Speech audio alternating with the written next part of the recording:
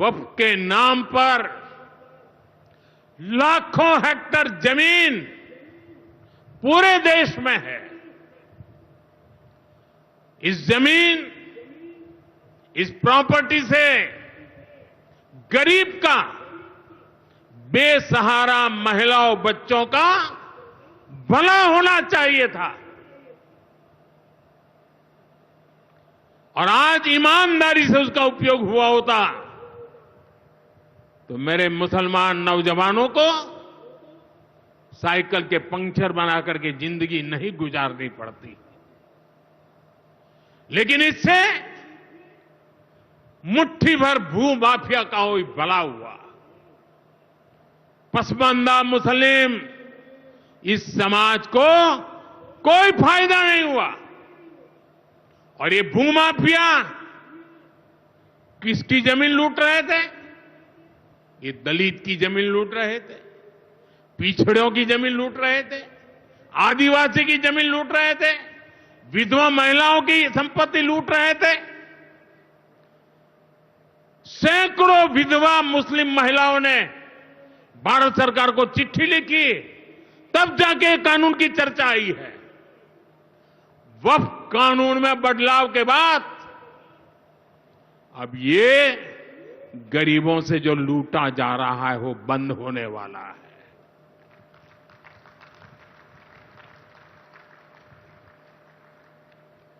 और सबसे बड़ी बात, हमने एक बहुत बड़ा जिम्मेदारीपूर्ण महत्वपूर्ण काम किया है।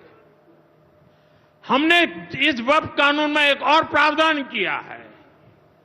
अब नए कानून के तहत, वक्फ के कानून के तहत किसी भी आदिवासी की जमीन को हिंदुस्तान के किसी भी कोने में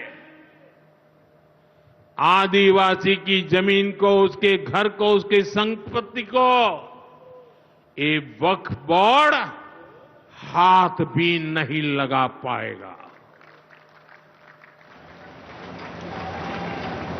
ये आदिवासी के हितों की रक्षा करने का, संविधान की मर्यादाओं का पालन करने का हमने बहुत बड़ा काम किया है।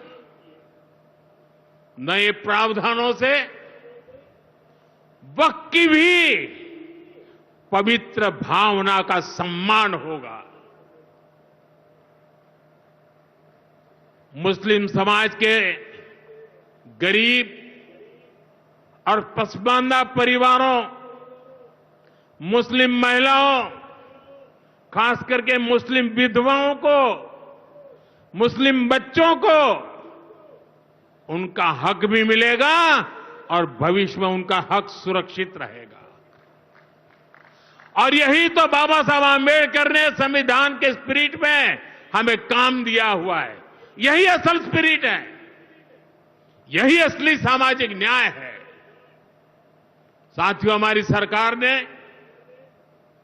2014 के बाद बाबा साहब आंबेडकर की प्रेरणा को आने वाली पीढ़ियों तक पहुंचाने के लिए अनेक महत्वपूर्ण कदम उठाए।